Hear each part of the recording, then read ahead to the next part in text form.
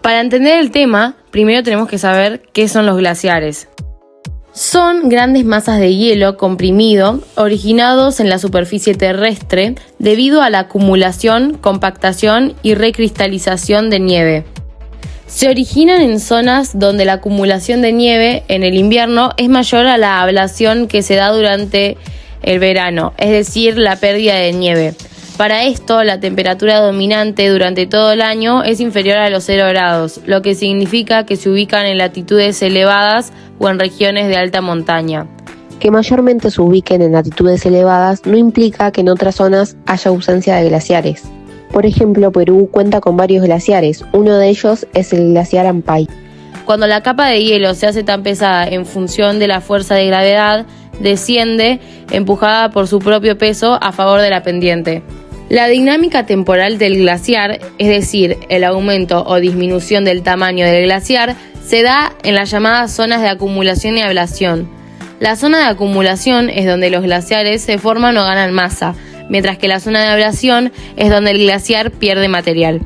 Estas dos zonas se encuentran separadas por la línea de equilibrio, mejor conocida como el límite de las nieves perpetuas. En función a esto, se puede clasificar a los glaciares por sus dinámicas.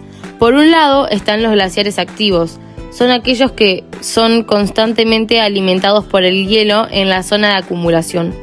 Por otra parte, están los glaciares pasivos, en los cuales la acumulación de nieve es sumamente escasa, mientras que los glaciares muertos prácticamente no reciben nieve en su zona de acumulación, teniendo como resultado su retroceso o en algunos casos la desaparición del glaciar. Según su térmica se los denomina fríos o polares. Son aquellos que poseen una temperatura promedio que se ubica muy por debajo del punto de fusión del hielo, 0 grados. Por esta razón, estos glaciares tienen una muy escasa cantidad de agua de fusión, disminuyendo con ello su facilidad para moverse dentro de su lecho. Estos glaciares se localizan principalmente en zonas de altas latitudes. Los temperados o templados son glaciares cuya temperatura media se encuentra muy cerca del punto de fusión del hielo. Por lo tanto, estos poseen corrientes de agua de fusión tanto en su interior como en su base. Esta agua de fusión facilita el movimiento del hielo sobre la superficie, ya que sirve a modo de lubricante. Esto es denominado como deslizamiento basal. Además podemos encontrar a los glaciares subpolares, los cuales son templados en sus partes interiores pero fríos en sus bordes. Esta situación se produce aparentemente en regiones de transición entre los glaciares fríos y templados o curiosamente en zonas de altas latitudes en donde comúnmente se encuentran los glaciares fríos. Estos obtienen agua de fusión en verano, lo que les facilita un poco su desplazamiento. También se los nombra según su morfología y el lugar donde se forma. Para entender y conocer un poco mejor esta clasificación hay que saber las partes de una montaña. El pie o base se denomina la parte más baja de la formación, usualmente a nivel del suelo. Se trata de zonas de transición entre las montañas y las planicies adyacentes.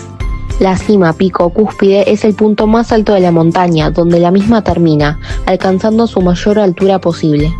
También podemos distinguir la ladera o falda, que vendrían a ser cada uno de los lados de una montaña, ya que es la porción inclinada que conecta el pie con la cima. Finalmente podemos encontrar el valle, el cual es el terreno que se halla entre dos montañas constituyendo una pequeña depresión o hundimiento. La clasificación morfológica se basa en la forma, tamaño y posición de la masa de hielo. De valle o alpinos se encuentran en zonas montañosas elevadas. Suelen seguir los valles por donde anteriormente discurrían corrientes de agua. Estos escurren corriente abajo relativamente rápido. Otros tipos de glaciares son los islandis, los cuales son grandes extensiones de hielo localizados sobre la masa continental. Los glaciares de pie de monte se desarrollan en áreas donde el glaciar circula confinado. Sin embargo, debido a la abundante alimentación que recibe, acaba derramándose lateralmente. Además están los glaciares de circo. Son aquellos que se originan en la parte del glaciar llamada circo. Los de ladera son pequeñas masas de hielo generalmente triangulares que se ubican en paredes muy verticales. También existen los de meseta. Las banquisas o plataformas de hielo flotantes son grandes masas de hielo que tienen una parte flotando sobre el agua. Esta, al quebrarse, forma icebergs. Y por último están los glaciares de valle. Son lenguas glaciares que discurren de forma lineal a través de los valles. Dependiendo del origen de su alimentación, un glaciar se puede clasificar de tipo outlet o alpino. Una de las características más importantes de los glaciares es su movilidad, la cual es posible debido a la gravedad, presión, temperatura y agua líquida presente en ellos. El movimiento depende del contexto en el que se encuentre cada glaciar. La pendiente facilita el desplazamiento, resaltando más en las zonas de montaña. Asimismo, debemos tener en cuenta que no todo el hielo de un glaciar se mueve con la misma velocidad, ya que esta varía. La fricción producida por el contacto con el lecho de roca hace más lento el movimiento del hielo en su zona inferior. Además, la fricción creada por las paredes del valle provoca que el flujo sea mayor en el centro. Debido a estos movimientos, los glaciares provocan cambios en la superficie, por la cual se desplazan mediante procesos llamados erosión, transporte y sedimentación. En la erosión podemos identificar el arranque, el cual consta de la introducción del agua de fusión en las grietas del lecho de roca, situado en el fondo del glaciar. Cuando el agua se congela, se expande, por lo cual actúa como una palanca, ya que fragmenta, suelta y arranca pedazos de roca. De este modo, sedimentos de todos los tamaños pasan a formar parte de la carga del glaciar. A medida que el glaciar fluye cuesta abajo, más trozos de roca son desprendidos y arrastrados. A esto se lo llama plucking. Durante el avance del glaciar, este va modelando el terreno y desplazando todo tipo de rocas que se encuentren a su paso. A su vez, las rocas que se encuentran inmersas en el fondo del glaciar actúan como partículas abrasivas, es decir, actúan lijando y puliendo la superficie del terreno sobre el que se desplaza la lengua glaciar, dejando marcas llamadas estrías que evidencian en qué dirección se movió.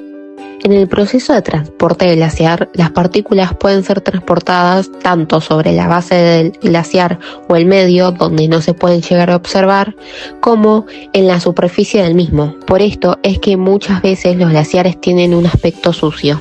A medida que el glaciar desciende por la montaña comienza a fundirse, ya que alcanza temperaturas más cálidas y deposita el material que transporta. Cuando el glaciar empieza a derretirse, se unen o forman un río, en el cual depositan rocas, arena, arcilla y grava, lo que se conoce como efluente glaciar. Partículas más grandes y pesadas se depositan en el valle glaciar, mientras que las partículas más ligeras y pequeñas como la arcilla se depositan más lejos en la llanura de afloramiento. La mezcla de sedimentos transportados en el glaciar se denomina till. Estos pueden formar una morrena.